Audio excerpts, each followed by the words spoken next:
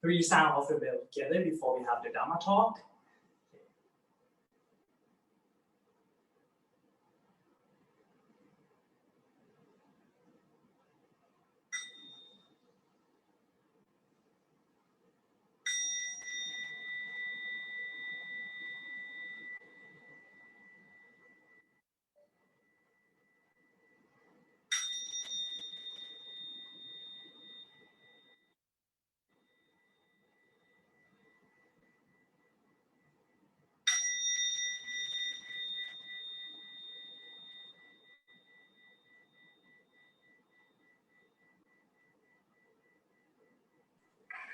Hi, dear brothers, sisters, and dear friends throughout the world, and especially from Thailand. And Sawadee Krap, and thank you very much for uh, inviting the Dhamma teachers to give a Dhamma talk. And today is November the 7th, 2020. We are in the Sky Meditation Hall or Cloud Meditation Hall. And it is our tradition in Plum Village to practice listening to the bell. So I would like to thank you for one of the volunteers, but I don't know the name of the bell master. I don't know, somebody can tell me.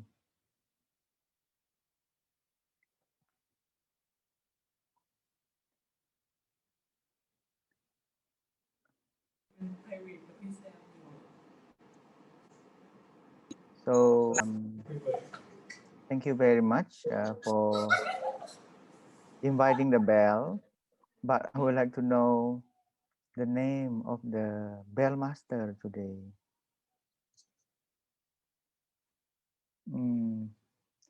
Okay.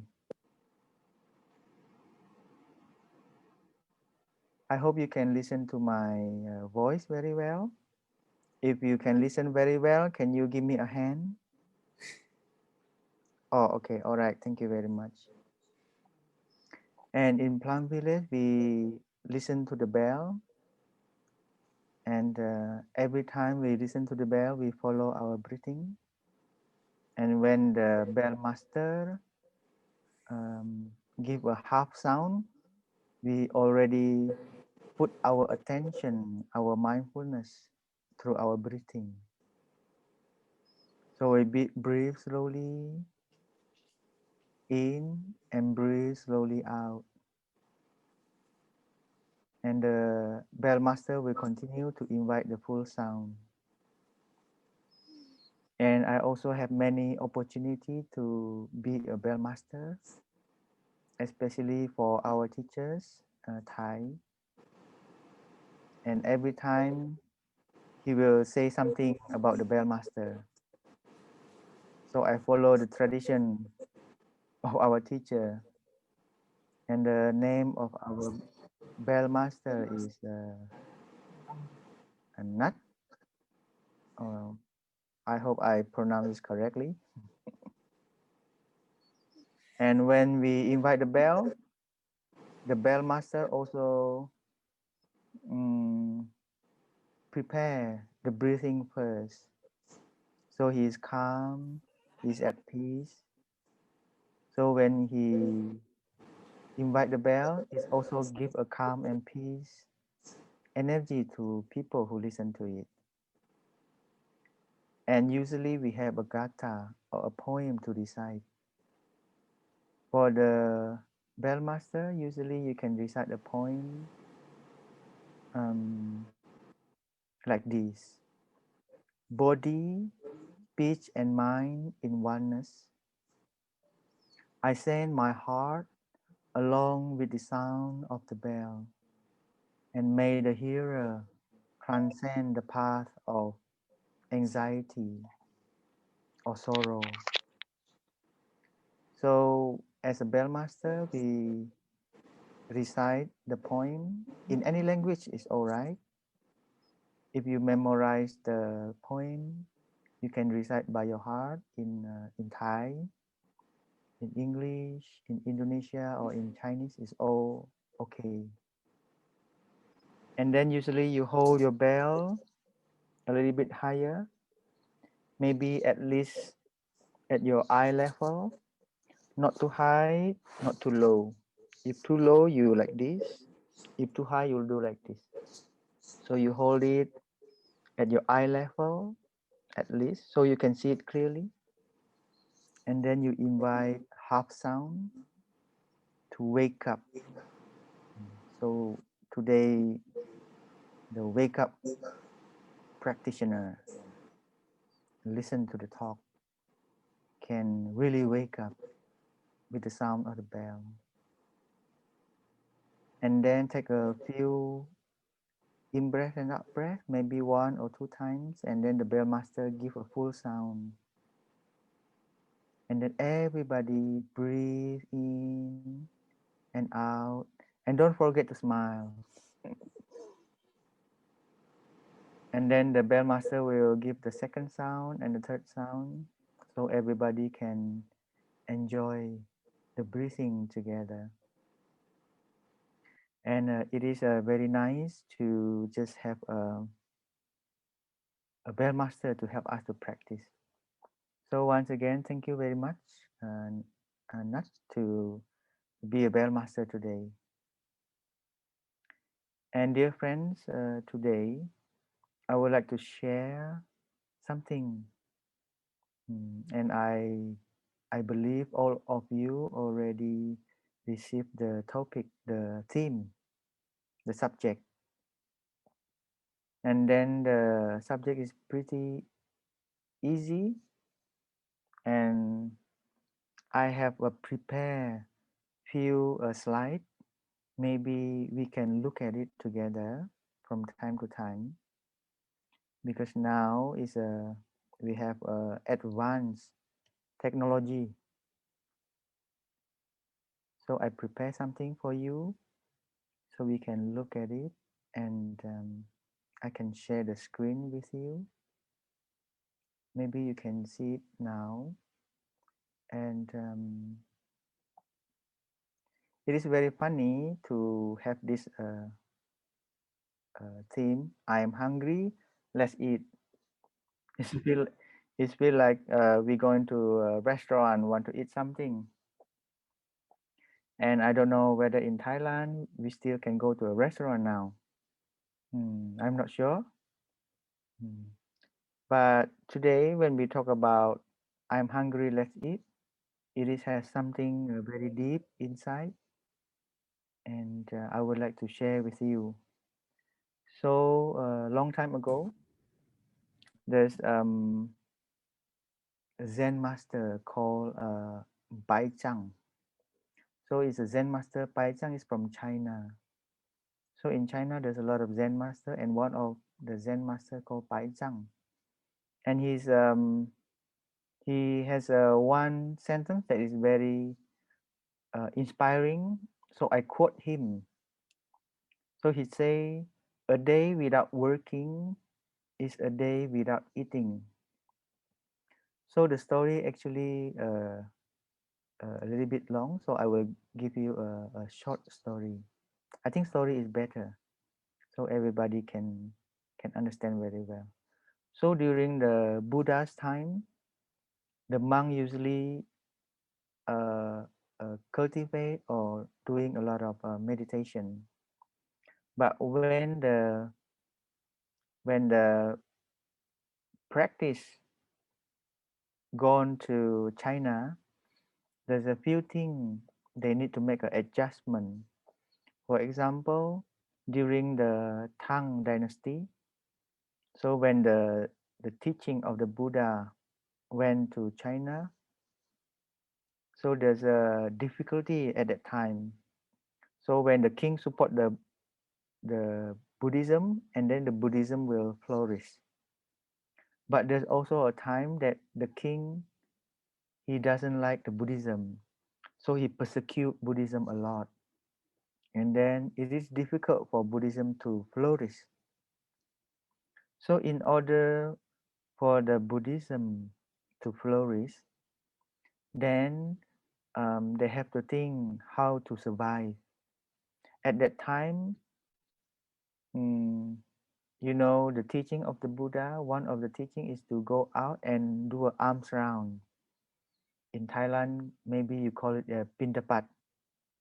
So there's a lot of monks in the morning in Thailand. Usually they'll bring the alms bowl and go out asking for alms round.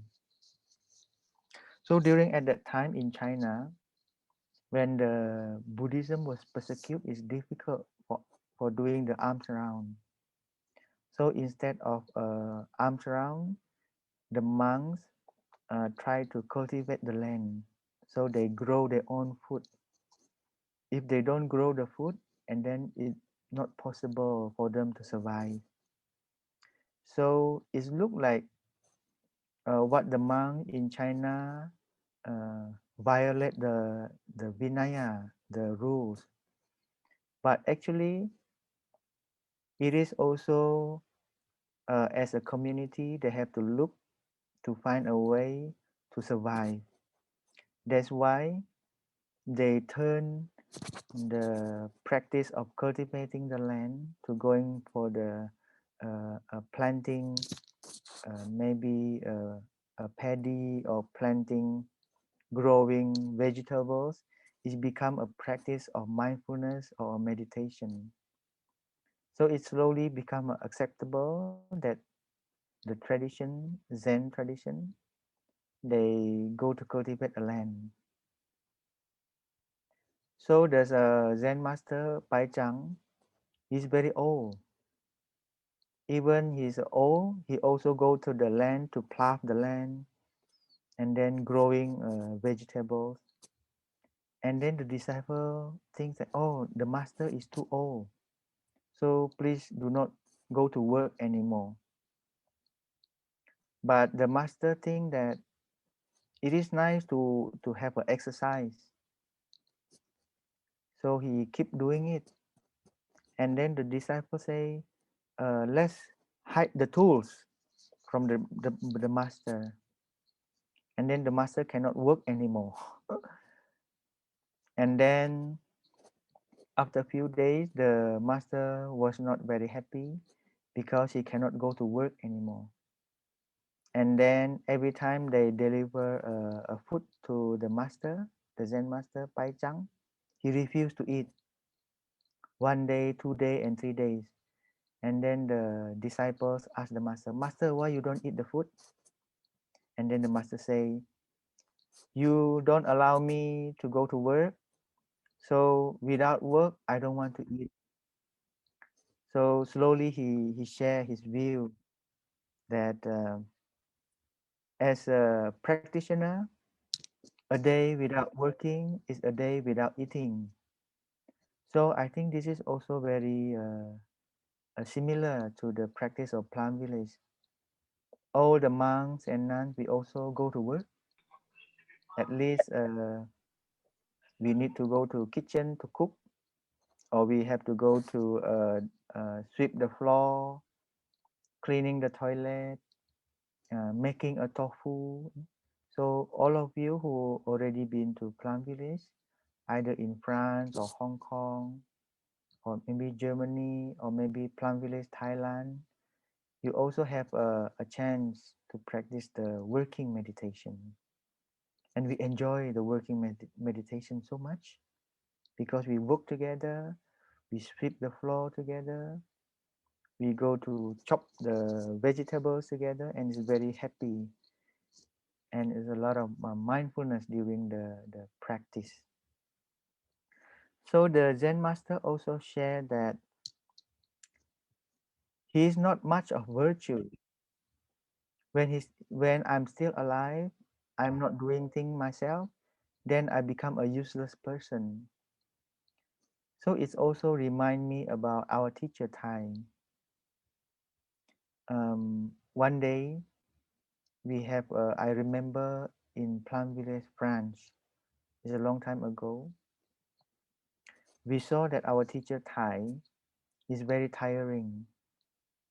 He already uh, 80 years something, he still want to give a Dhamma talk, traveling around the world to US, to Asia, to Thailand, to European countries, to serve and give Dhamma talks and guidance to many people.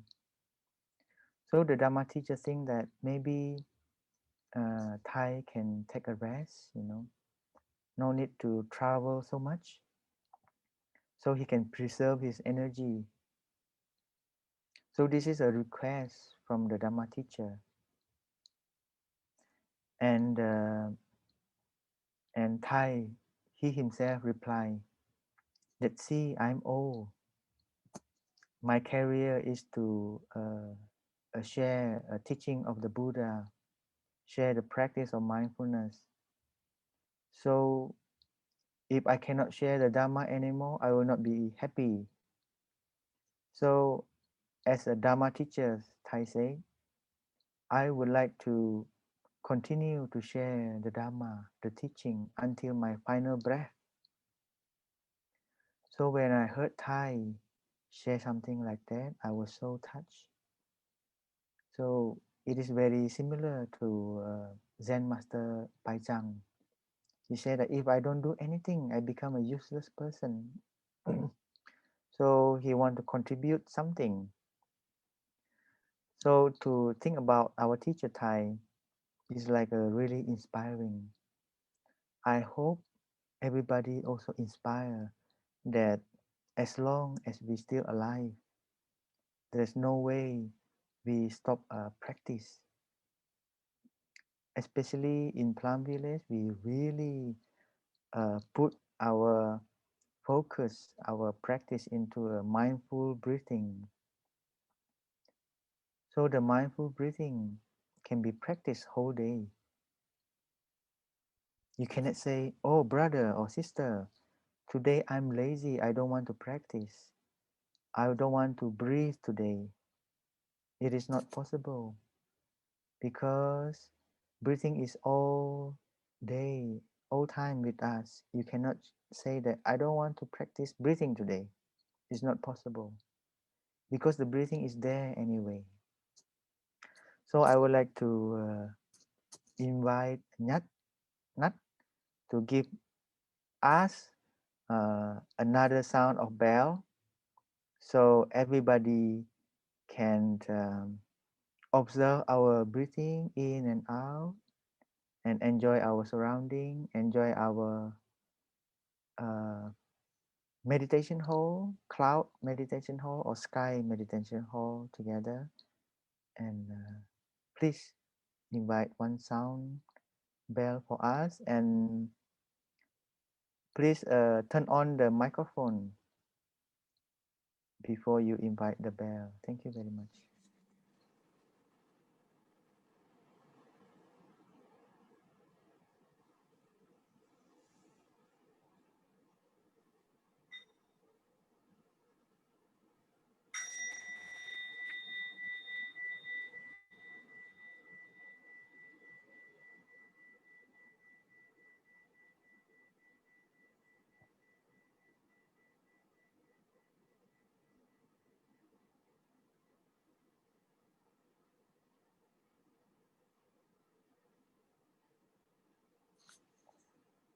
So, dear friends, when we listen to the bell, as a listener, we usually recite a poem, also a gatha.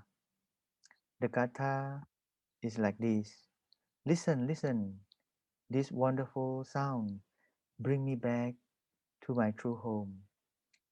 So you can memorize it if you want. Uh, the gatha is very nice. So every time when I listen to the bell, when I practice listening to the bell, I will recite this gatha. I repeat once again.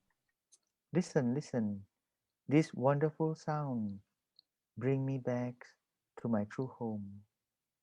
So your body and mind together, and then that is your true home.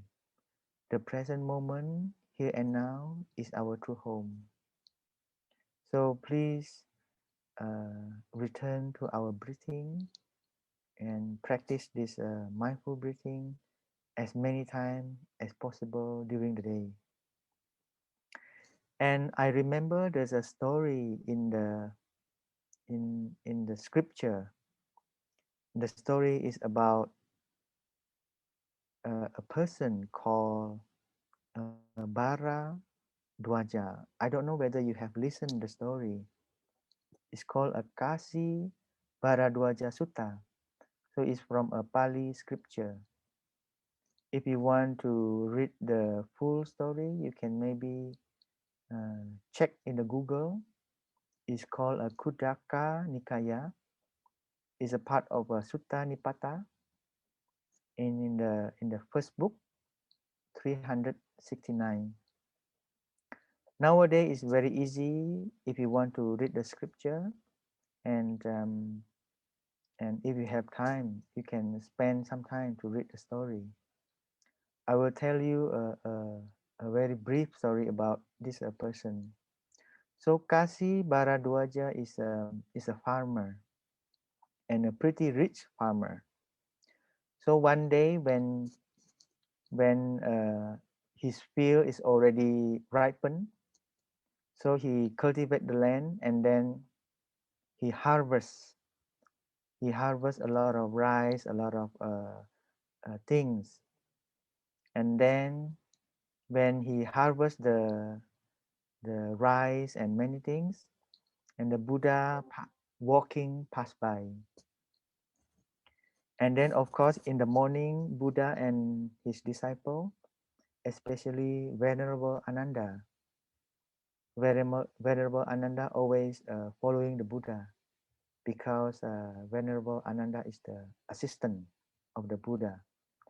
So he follow with the Buddha and pass by the Kasi Baradwaja. And then um, the Kasi Baradwaja share that uh, uh, talk to the Buddha. Dear Buddha, we as a farmer, we cultivate our land. We use the ox, we use a plow, and then we do the cultivate the land, and then we can produce rice. And you, Buddha, as a samana, as a practitioner, you don't cultivate your land. You don't have land. You don't cultivate something, so you cannot produce something. It means like the Buddha usually practice meditation, giving a Dhamma talk, and then the samana, the practitioner in the Buddha's time, they don't work in the land, they don't plow, they don't go to cultivate the land. So when saying something like that, and then the Buddha share to him, to Kasi Baradwaja, my dear friend, as a practitioner, as a monks and nuns, we also cultivate our land. We also uh, harvesting something. So Buddha share a gatha, a poem to this person. So I would like to read it for you. So Buddha share this to Kasi Baradwaja. Buddha share that as a monks and nuns, we have a faith or saddha is my seed as a bija. So we sowing the seed of faith as a monks and nun, as a practitioner. And then self-discipline is my rain. So self-discipline is practiced again and again. It's like a rain. So when the uh, uh, the water give to the seeds, and then the seed can grow. That's why the insight or a panya is my plough. Plough is something very sharp, and then it's usually to plow the soil, the land. Yeah. So when and during ancient time, they have a very sharp thing in the down, and then they can plow the land. Innate sense of shame is my pole. Pole is the something that you tie to the ox, and then together with the plow. Innate sense of shame is also called a hiri. Shame of what? Shame of doing bad things. Shame of doing bad karma. So we need this kind of shame. And then mine, mano, is my strap. Strap is like a rope that you bind the pole and the plow together. So it's strap is like a basically is like a rope. And mindfulness or sati is my plowshare. So Buddha share that between a farmer and and a practitioner, we are very similar to a farmer as a practitioner, but we cultivate our land a little bit differently. And then Buddha continue. He shared that guarding our body and speech. Yeah, this is very important for everybody. When we practice mindfulness, we have to guard our body and our speech. If we don't get guard taking care of our speech, it will become so much problem. Especially nowadays, we have a lot of social media. Sometimes we are not very mindful. We say something that will make other people sad, or we doing something that will make other people sad also. So it is very important, dear friends, you guard your body and speech. And the second one, eat in moderation. So eating is something that sometimes can make a problem. When we eat too much, it's difficult for us to practice, and then it make us become lazy. We want to sleep. So eat in moderation is also very important. And then truth is my side. Side is a sharp thing that look like a moon. So usually you use the side to cut the grass. So truth is my side. Gentleness is my way of letting go. So I found it very interesting when Buddha shared that gentleness is my way of letting go. So to letting go, we need a calm and peaceful mind. And then using this gentleness to letting go. Many people sometimes have a hard time to letting go because they are struggling. I have to let go. I have to let go, and sometimes it become even more difficult to let go. So to let go, my dear friends, we need to cultivate calm and peace, and then using this gentleness to letting go our ideas about happiness, letting go our anger, letting go our frustration, our stress. So practice letting go is very important. And then the Buddha continue, diligent is the cow. So is the cow is very strong. And then when the cow is working, is very slow, but is very steady. So when we practice mindfulness, it also need to be steady and diligent. Sometimes we need to put effort to ourselves because there are many times we are so lazy. Sometimes too full, you don't want to practice. Sometimes too tired, you don't want to practice. Sometimes too busy, you don't want to practice. So you have so many reasons you don't want to practice. Even to attend today's practice, the Dhamma talk, maybe few people amongst you have to struggle, or either I need to attend the practice, or maybe I go out somewhere, or maybe I doing something else, or maybe because this is Saturday, so I want to sleep until 10 o'clock or sometime like this. So diligence is very important. So Buddha shared that diligence is like a cow. The cow is very steady when the cow plow the land. And then using this diligence, transporting me to a safe place, it goes without turning back to the place of no suffering.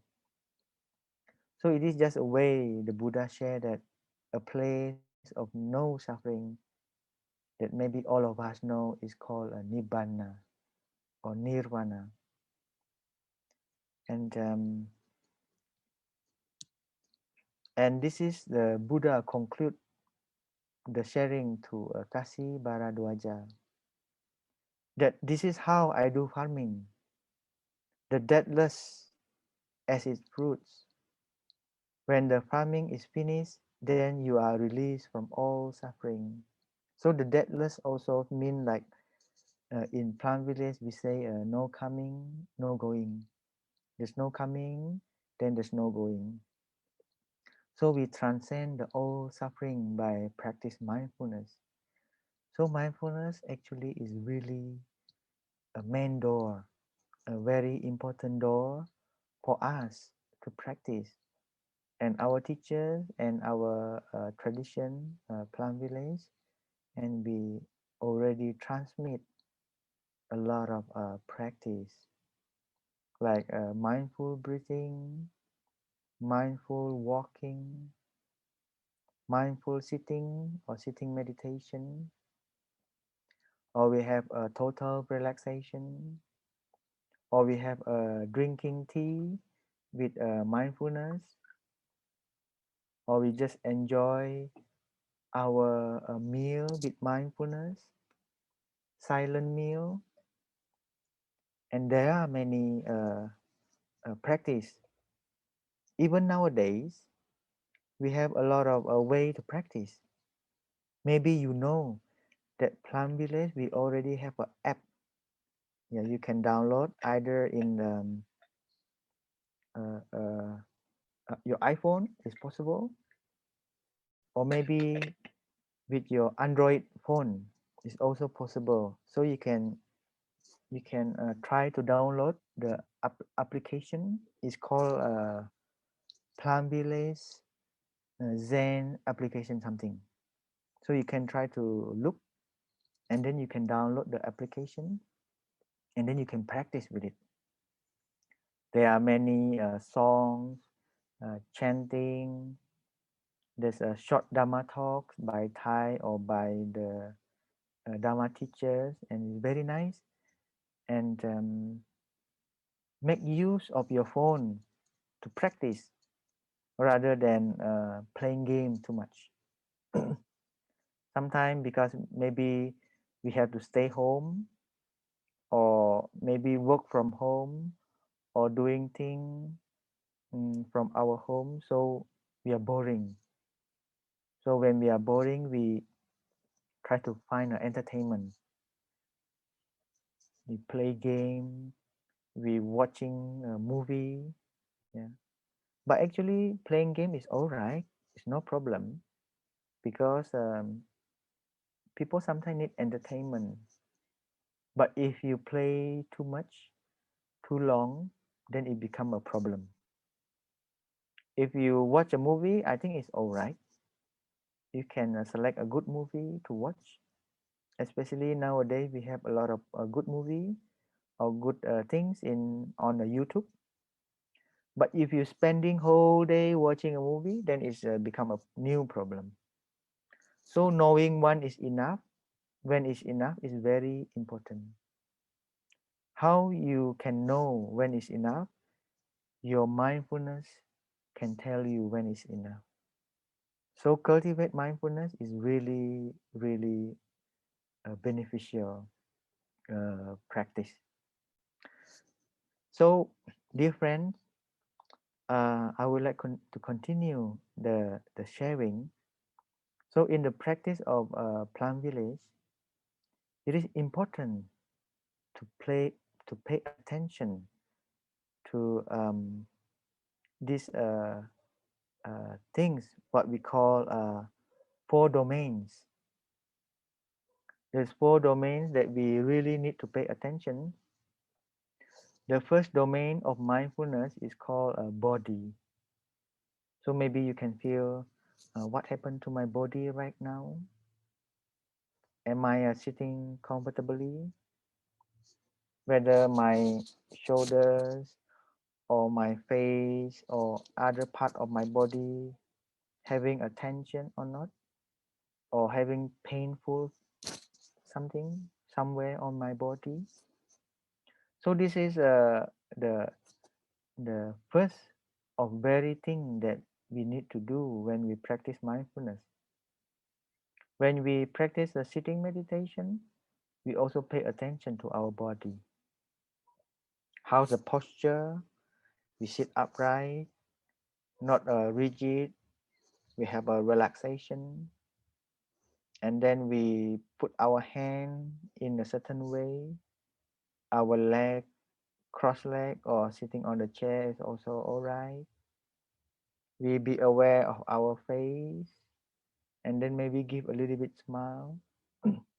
So during the practice, also we need to pay attention to our body, even now. So, dear friends, I would like to uh, invite everybody to listen to sound of the bell. So now you can take a in breath and out breath while listening to the bell. And then I would like you to scan your body, to give your attention to your body, from your leg, your waist, your body, your chest, your hand, your shoulders, and your face.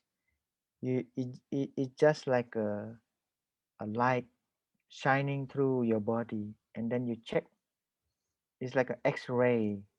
It's like a scanning your body and see what happened to your body. So I would like to request another another sound from Nut to offer three sounds of the bell, and then during the three sound of the bell, please pay attention to our body. We check the whole body and see whether there's something happened to our body, and check what happened to our body.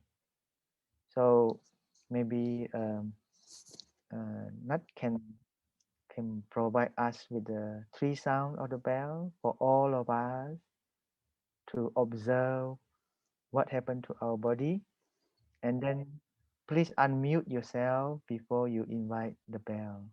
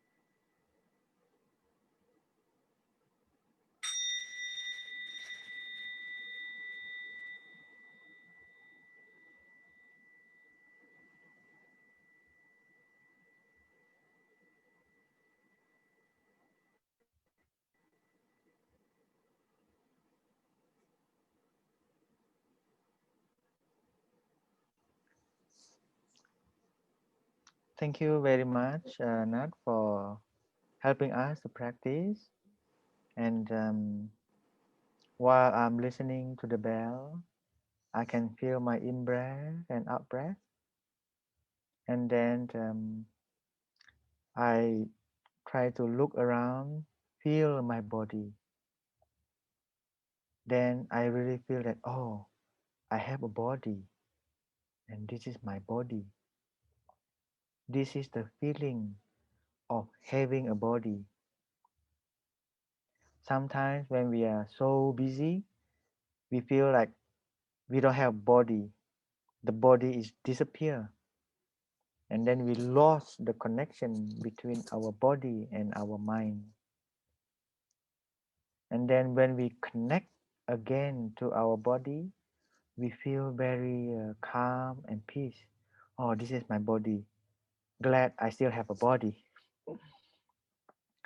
And I feel my body was very relaxed while I listening to the bell. My ears already very smart because my ear tell my brain, tell my mind, oh, it's the sound of the bell. Relax your body, pay attention to the breathing, just be calm and peace. So it's really happened to my body.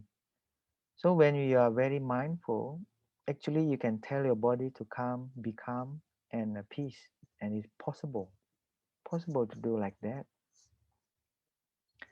And I hope all of you also can feel the calm, peace, and the relaxation of your body. And I hope your body is at ease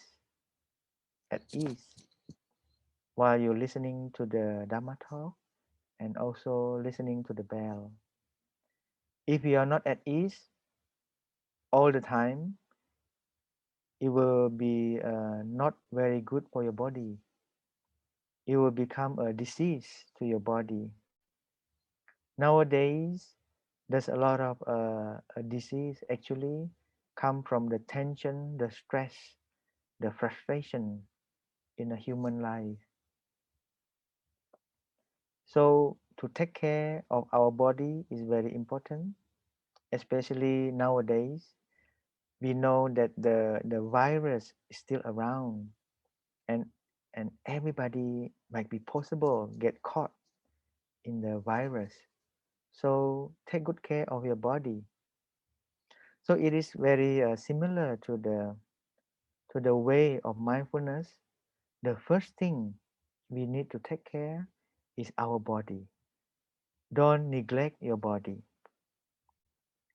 And that is why today I share the Dhamma talk. I'm hungry, let's eat. It means that you are able to detect what happened to your body, and I'm hungry. So let's find something to eat. So this is a very important practice because I seen many of my friends. They are very busy working, especially few of my friends now working from home. They don't work at the office for the time being. Sometimes they went to the office, sometimes not. They work from home. And then when they work from home, they're in front of computer working so much. They have a Zoom meeting. They have to doing something on the computer. And then even when it's a lunch time, they ignore the body. They ignore the hungriness. They say, oh, I still very busy. I don't want to eat now. I need to finish my work. And then your stomach become very painful, and it become a problem for us. And then you keep delay, and slowly it become a bad habit. You delay your lunch, and then slowly it's become a sickness of a stomach sickness, gastriction or something is become a problem for you.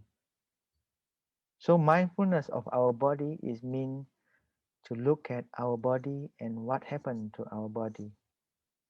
And please do it every day. So when you're hungry, when it's lunchtime, please go to eat. Do not delay. Please love your body. Please love yourself in that way.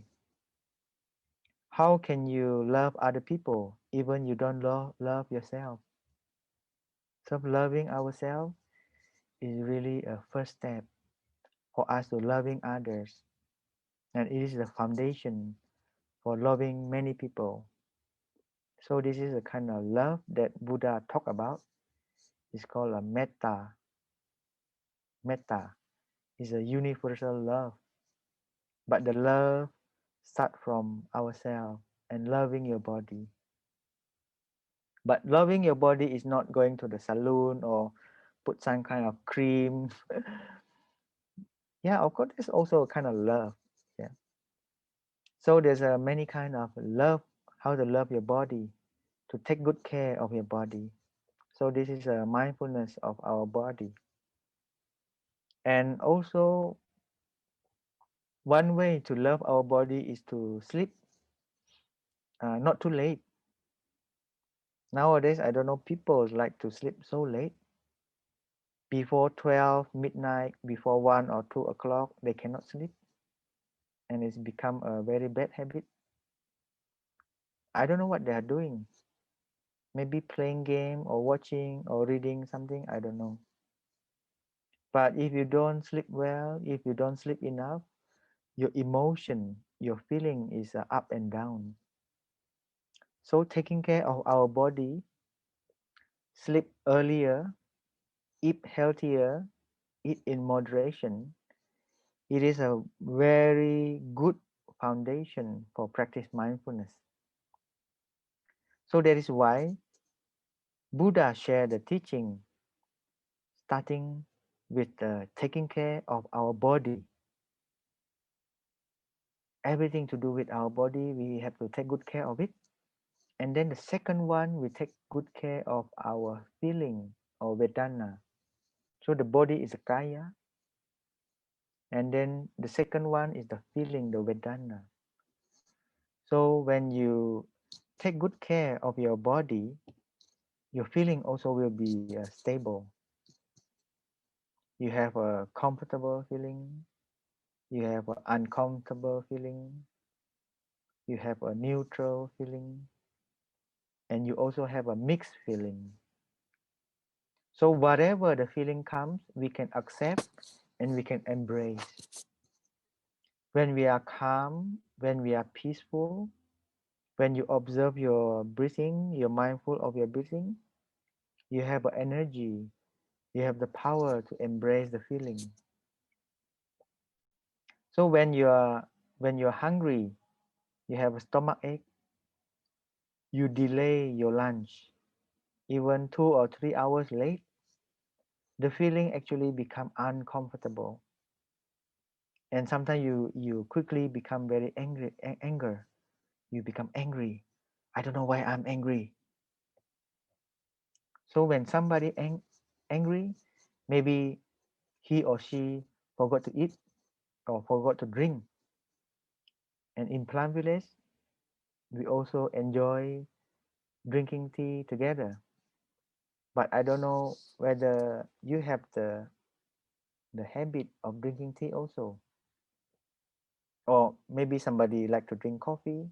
Yeah, it's all right, coffee. But I like tea. And drinking tea can be a good practice. You be here to look at your tea and you sip your tea. Wonderful, very good tea. If you drink your tea quickly, you cannot enjoy it.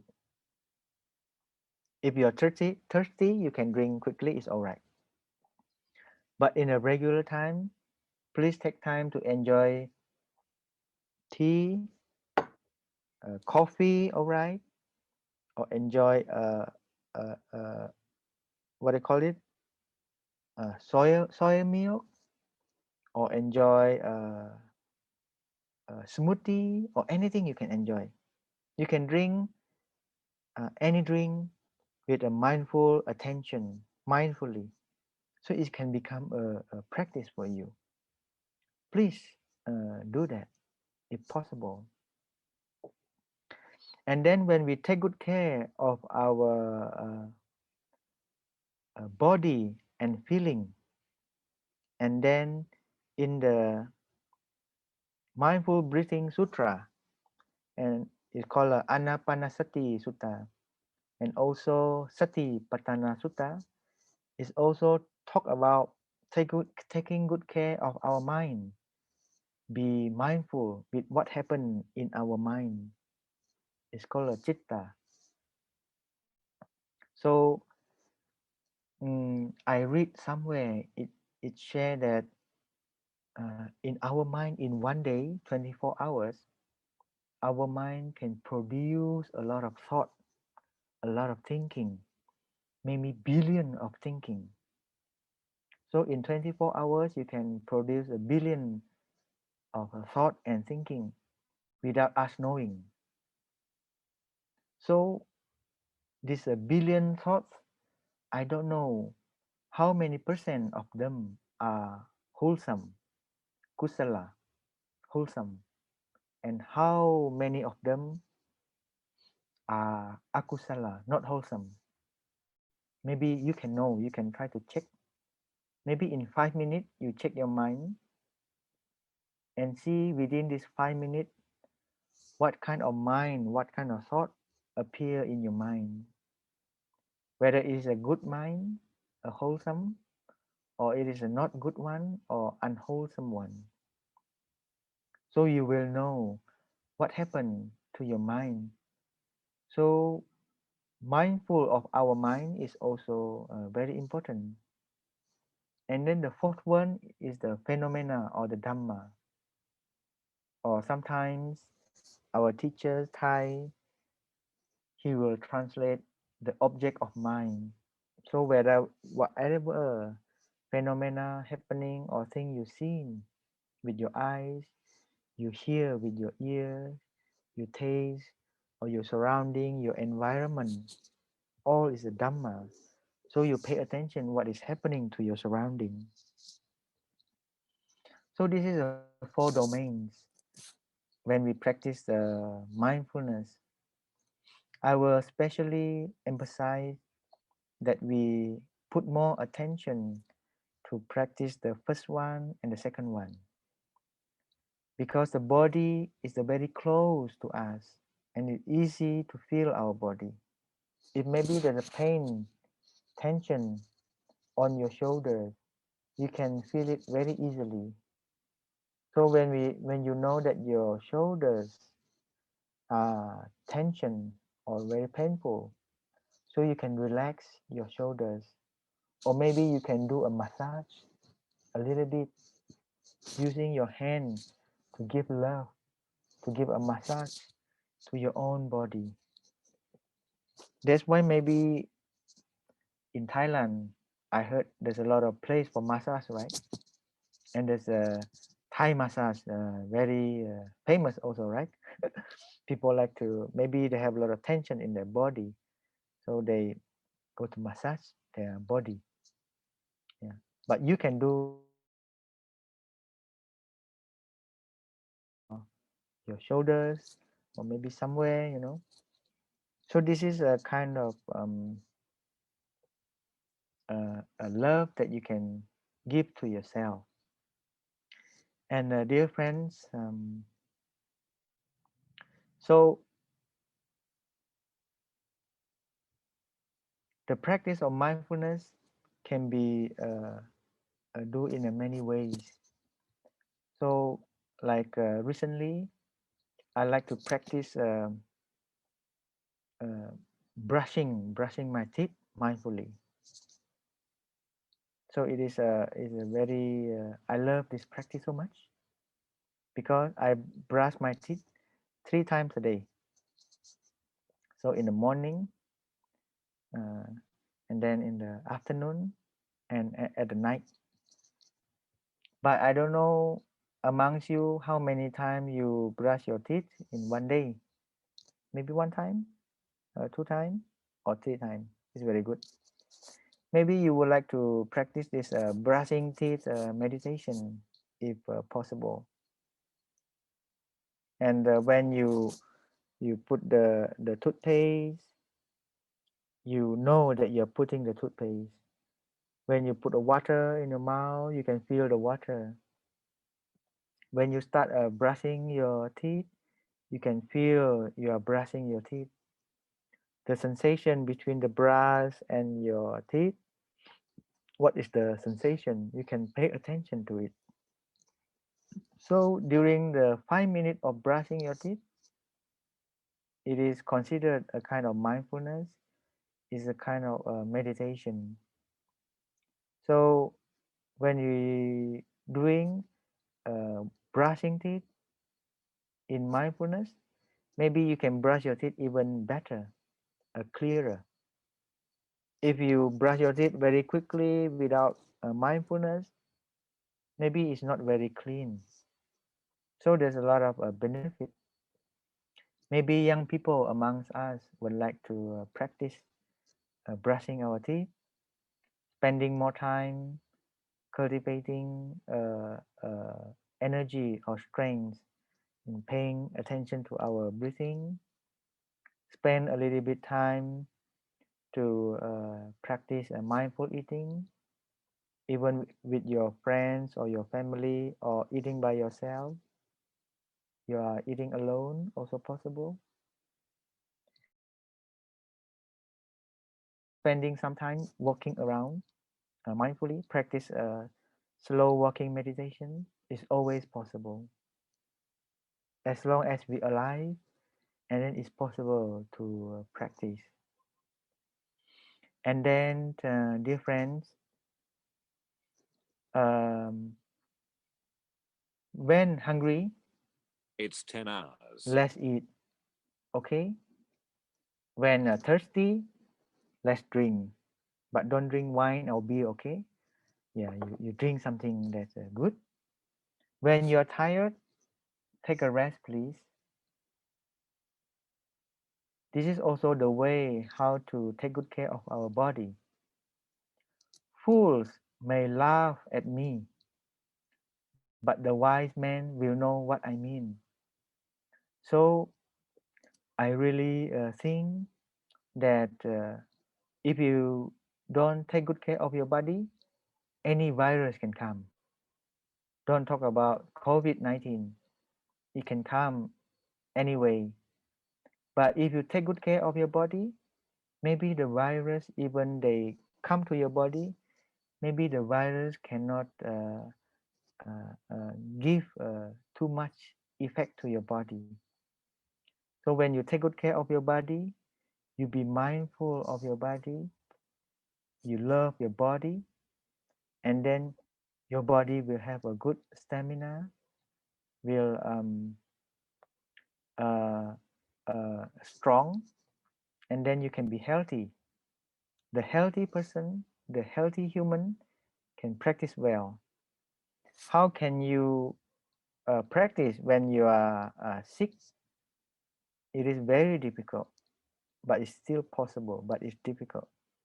Now, all of us here, all the participants attending the talk, the practice today, you are very healthy. Congratulations.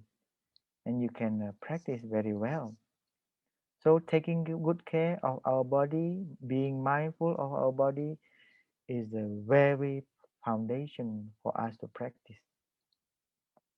And you see, long time ago, maybe you heard the story of Siddhartha, the Buddha. Before he reached enlightenment, he went to the forest to practice meditation. And the kind of meditation he practiced was so severe.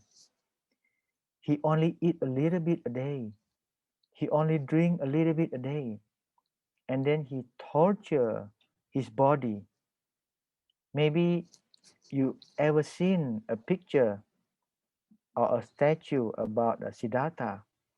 when he torture his body, he's become so weak, so thin, and the body is just like only a skin wrapping the bone. So this is kind of a very severe practice at that time. And then one day, Siddhartha, he realized, even I torture my body, I eat a little bit, I give suffering to my body, I cannot reach enlightenment. I feel so painful in my body. Even Siddhartha cannot walk. He walked a little bit and then he fell down. He just walked a little bit and then he fell down because he need to go to wash his body to the river. It's called Naranjana River. So this is a very famous river, but I don't think the river is there anymore. Maybe already dried. If you ever visited Bodh Gaya in India, maybe you have chance to visit the river, but I think the river is very dry already. But during the Buddha time, the river is very beautiful, very strong current. So when Buddha went there to wash his body, he fell down many times because he doesn't have energy even to walk. But luckily, there's a lady walking past by and give something for the Siddhartha to drink. It's a milk with the rice. When he offered the milk and rice to Siddhartha, he start to eat again. So Siddhartha, the Buddha, he realized it is so important to take good care of our body. That's why he's starting to eat again. Make the body strong, make the body healthy so he can practice well. But too bad, there's a few friends accompany maybe you know there's a 5 friends together practice a severe meditation, and then they losing faith. They say, oh, Siddhartha starting to eat, he cannot bear anymore, he cannot practice to the highest awakening. That's why he start to eat. Let's go, let's abandon Siddhartha. We don't want to practice with people very weak. Yeah, so the 5 friend ending gone away. But actually Siddhartha start to manifest the enlightenment, and then too bad the friend they gone away. But after reaching the enlightenment, the Buddha have a lot of compassion, and then the Buddha went to look for his 5 friends to give a teaching, and then they also reach arahat, they reach enlightenment. So even the Siddhartha already realized that taking care of body is very important. And then we are, as the disciple of the Buddha, we are the continuation of the Buddha. We are the continuation of Siddhartha. We also follow his way of taking care of body. When we eat, it is not to beautify our body, but when we eat, we nourish our body. We help our body to getting strong. And then we nourish our body with the healthy food, not junk food, not food that make us suffer. So eat healthy, eat at the right time, don't neglect your body, and take good care of it. And then this is a good foundation for us to practice. And dear friends, thank you very much for your attention today. And while listening to the Dharma talk, I also know that you are pay attention to your body, to your breathing, and I hope today's sharing can benefit you and support you to continue the practice. And thank you very much. ขอบคุณครับ and let's end our session with the 3 sound of the bell so we can come back to the present moment to observe our breathing and also to pay attention to our body. And I would like to invite my bell master today, Nat, to offer us 3 sound of the bell so everybody can continue the practice of mindful breathing and observing our breathing. And please enjoy the 3 sound of the bell.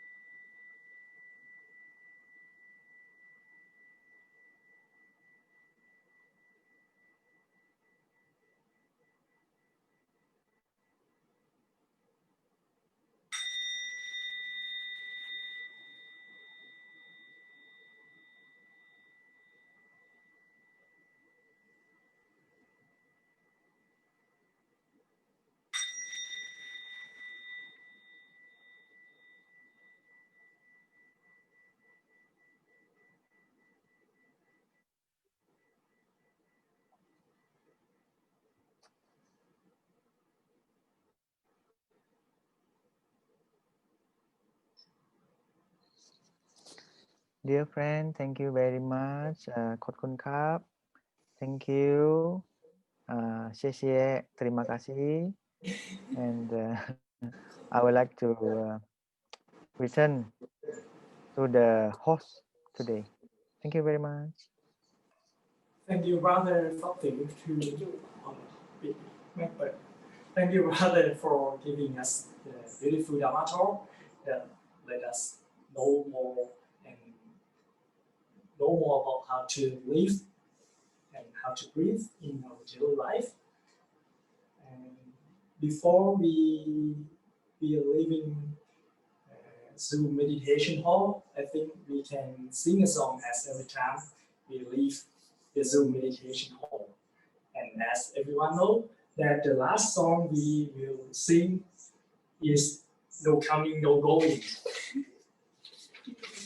Then the next.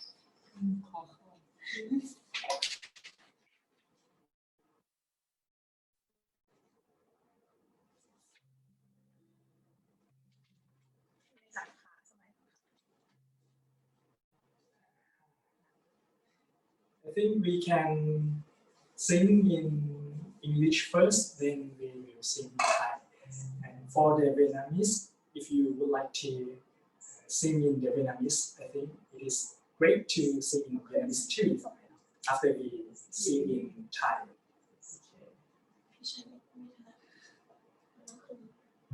Are you ready, Jane? Probably yes. Okay. You may keep in the frame more. Okay.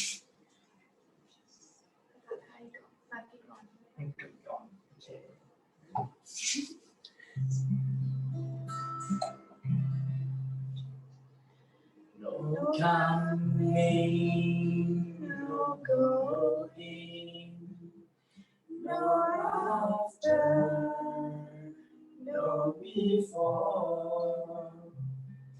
I hold you close to me.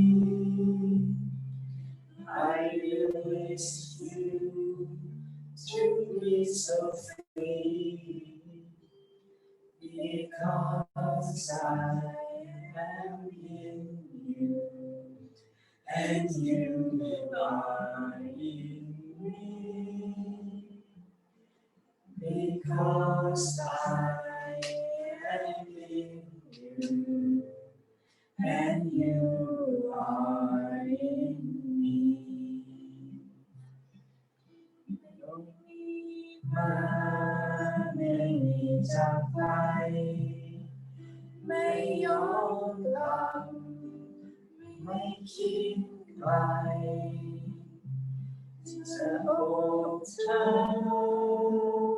ไม่คิดไกลรีบปล่อยเธอให้เธอสบายเพราะใจฉันมีเธอและเธอก็มีฉันเป็นเพราะใจฉันมีเธอและเราดังกันและกัน